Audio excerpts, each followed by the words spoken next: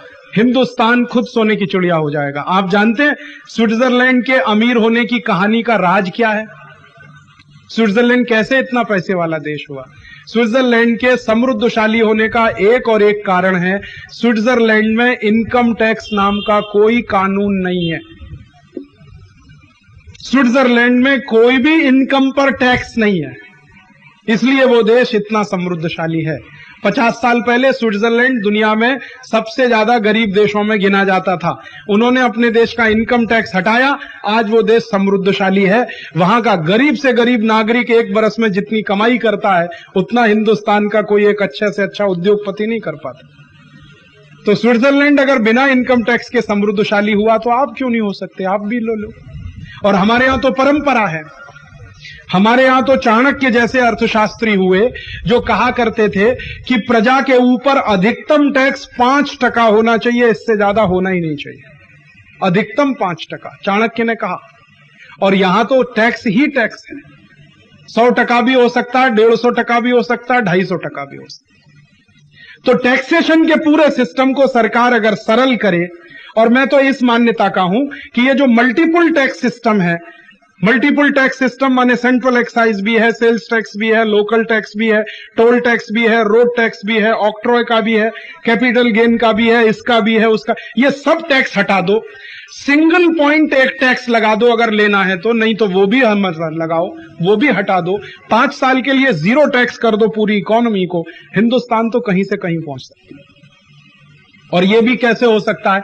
आपके और मेरे संकल्प से हो सकता है, ये भी असंभव नहीं है। जिस तरह से इनकम टैक्स डिपार्टमेंट है उसी तरह से नहीं भी हो सकता है। आपका संकल्प मेरा संकल्प मिले तो कोई चीज है, नहीं भी हो सकती है। आप तय कर लो, आप संकल्प ले लो। इसी तरह से एक तीसरा छोटा सा काम किया जाए इस देश में कि भारत देश में इस समय 34,000 ऐसे कानून हैं जो देश की जनता को हैरान और परेशान करने के लिए बनाए गए। 34,000। ये सब के सब कानून अगर बदल दिए जाएं और हमारी आज की जरूरत के हिसाब से नए कानून हम बनाएं तो हमारे देश में बहुत सारे लोगों को सच्ची आजादी मिल जाएगी। कानून कैसे हैं हैरान परेशान करने वाले? एक उदाहरण दूं। मैं अभी थोड़े दिन पहले उड़ीसा गया, बहरामपुर नाम के एक नगर में। बहरामपुर में किसानों का एक सम्मेलन था। उस सम्मेलन में कुछ किसान आए, उन्होंने मुझे कहा, राजीव भाई बहुत हमें दुख है। मैंने पूछा क्या दुख है? उन्होंने कहा हम चोखा लेते हैं। मैंने कहा बहुत अच्छी बात है। तो उन्होंने कहा हमारी दुख की बात ही। कानून कैसे हैं हैरान परेशान करने वाले? एक उदाहरण दूं। मैं अभी थोड़े दिन पहले उड़ीसा गया, बहरामपुर नाम के एक नगर में। बहरामपुर में किसानों का एक सम्मेलन था। उस सम्मेलन में कुछ किसान आए, उन्होंने मुझे कहा, राजीव भाई बहुत हमें दुख है। मैंने पूछा क्या दुख है? उन्होंने कहा हम चोखा लेते हैं। मैंने कहा बहुत अच्छी बात है। तो उन्होंने कहा हमारी दुख की बात यह है कि जब चोखा को पानी सबसे ज्यादा लगता है तो हमारी किसी भी नहर में पानी नहीं आता, और जब हमारा चोखा पककर तैयार हो जाता है तभी नहर में पानी छोड़ दिया जाता है। ये हमारे दुख का कारण है। माने जब हमको जरूरत है तो पानी नहीं मिलता, और जब हमें जरूरत नहीं है तो पानी भयंकर होता है। तो मैंने पूछा ऐसा क्यों है?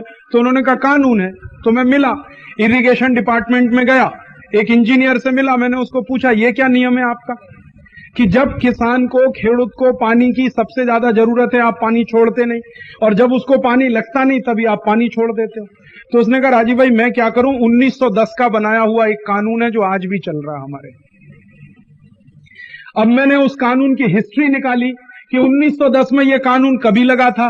तब 1910 में हुआ ये था कि ये उड़ीसा बंगाल का हिस्सा था। आप जानते हो बंगाल का हिस्सा था। बंगाल पूरा का पूरा, उसमें उड़ीसा आता था, आसाम आता था, नागालैंड, मिजोरम, मणिपुर, त्रिपुरा, सिक्किम, ये पूरा का पूरा बंगाल होता था। आप जानते हैं बंगाल में बगावत हुई, बार बार बगावत हुई, अंग्रेजों के खिलाफ विद्रोह हुआ। एक बार तो अंग्रेजों ने विद्रोह को कुचलने के लिए 1905 में बंगाल का बंटवारा कर दिया। जब 1905 में अंग्रेजों ने बंगाल का बंटवारा किया, उस बंगाल के बंटवारे के विरोध में, जिसको बंग भंग कहते थे, बंग भंग के विरोध में महर्षि अरविंदो घोष ने जबरदस्त आंदोलन शुरू किया।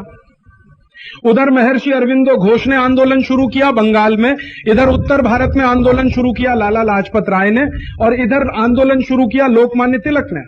महाराष्ट्र में। अब ये तीनों नेताओं ने जबरदस्त अंग्रेजों के खिलाफ आंदोलन किया। उस आंदोलन में लाखों लाखों किसान भी शामिल हुए। तो अंग्रेजों की बंगाल की जो सरकार हुआ करती थी, बंगाल का प्रांत होता था, गवर्नर होता था वहां पर, उस सरकार ने किसानों को प्रताड़ित करने के लिए यह कानून बनाया कि जब किसान को पानी की जरूरत हो तो पानी मिले नहीं, और जब जरूरत नहीं है तभी पानी रहे नहर में। ये कानून तब का बनाया हुआ आज तक हिंदुस्तान में चल रहा है। इसको किसी ने बदलने का आज तक सोचा नहीं। और ऐसे कानून हिंदुस्तान में कितने मैं आपसे बताऊं जो आपके ऊपर अत्याचार करने के लिए बनाएगा। आपको तो सुनकर हैरानी लगेगी।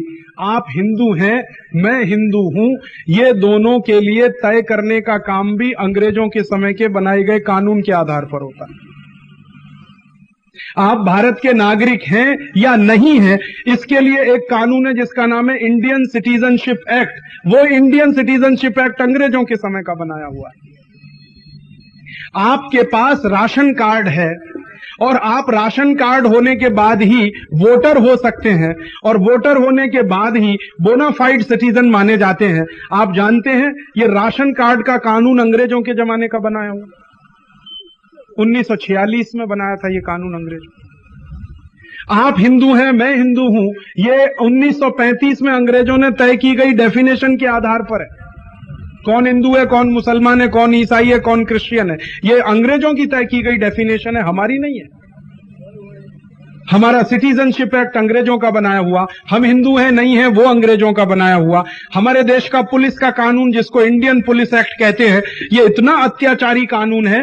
मेरे परिवार में मेरे पिताजी के बड़े भाई बहुत बड़े पुलिस ऑफिसर रहे, उनके साथ मेरा हमेशा इस बात पर झगड़ा रहा कि ये कानून कैसा है आपका कि कोई भी पुलिस वाला आपको डंडे से मार सकता है, पीट सकता है, आप उसका डंडा भी नहीं पकड़ सकते।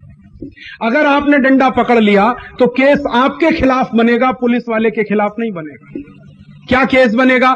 आपने पुलिस वाले को उसकी ड्यूटी करने में बाधा पहुंचाई, इसका केस आपके ऊपर बनेगा। आपने उसका डंडा पकड़ लिया, माने वो अपनी ड्यूटी कर रहा था। ड्यूटी क्या है? आपको पीट रहा था, वो उसकी ड्यूटी है। आपने उसको रोक लिया तो आप जेल में जाइए, पुलिस वाले को कुछ नहीं होने वाला। मतलब क्या है? इंडियन पुलिस एक्ट नाम का एक बहुत ही अत्याचारी कानून जिसमें पुलिस को राइट टू ऑफेंस है लेकिन पिटने वाले को राइट टू डिफेंस नहीं है। इससे ज्यादा अत्याचार दुनिया में क्या हो सकता है, आप जरा बताओ। एक डेमोक्रेटिक सिविल सोसाइटी में, जिसमें हम मानते हैं कि हम प्रजातंत्र में रहते हैं, हम मानते हैं कि बहुत अच्छा समाज है हमारा, 55 वर्ष हमारी आजादी को हो गए, लेकिन एक पुलिस वाले का डंडा नहीं रोक सकते आप अपने ऊपर पड़ने से। इससे ज्यादा गुलामी क्या होती है दुनिया में? आपको तो इसका दर्द नहीं है, मुझे इसका दर्द है, क्योंकि मैं बहुत डंडे खा चुका हूं पुलिस के। और सिर्फ इतना ही नहीं है, इसके भी आगे मैं आपको बताता हूं। मैनुअल के अनुसार मुझे कहा गया कि आप कपड़े उतारो, आपका बॉडी मार्क चेक किया जाएगा। मैंने कहा मेरा बॉडी मार्क कान के पीछे है। उसने कहा नहीं, नियम ऐसा है कि आपके पूरे कपड़े उतारे जाएंगे, भले बॉडी मार्क आपके कान के पीछे है, कपड़े पूरे उतारने पड़ेंगे आपको, तब आपका बॉडी मार्क चेक होगा। तो मैंने पूछा ये कानून कब से है? तो 1860 से है, आज तक बदला नहीं कभी किसी सरकार ने। वैसे का वैसा ही जेल मैनुअल है, वैसे का वैसा ही पुलिस मैनुअल है। कभी मैं पुलिस वालों से भी बात करता हूं, वो भी हैरान परेशान है। वो कहते हैं राजीव भाई, पुलिस मैनुअल के अनुसार हम जो हैं 24 घंटे के कर्मचारी हैं। बात बिल्कुल सही है। Police officer on 24 hours duty पे रहता है, हमेशा। पगार मिलती है 8 घंटे की, ड्यूटी पे रहता है 24 घंटे। वो खुद परेशान है क्योंकि पुलिस मैनुअल ऐसा है। वो भी खुश नहीं है इस कानून से, हम भी खुश नहीं है, लेकिन बदलता नहीं है ये कानून। पता नहीं क्यों नहीं बदलता। शायद बदलने की मंशा नहीं है, क्योंकि नेताओं को क्या लगता है यही पुलिस हमारे काम आती है। जब वो सत्ता में होते हैं तो ये पुलिस डंडा चलाने के काम में उन्हीं के लिए काम करती है, तो बदलते नहीं है कानून। तो पुलिस का कानून वही, राशन कार्ड का कानून वही, सिटीजनशिप का कानून वही। ये जो मैरिज एक्ट है आपके देश में चलता है, आप विवाह का कानून जिसको कहते हैं हिंदू मैरिज एक्ट है या मुस्लिम मैरिज एक्ट है, ये तक अंग्रेजों का बनाया हुआ है। ये भी हम नहीं बना पाए आजादी के बाद। ऐसे 34,000 कानून है हमारे देश में, और वो कानून जब तक चलेंगे तब तक कोई स्वराज्य आने वाला नहीं है।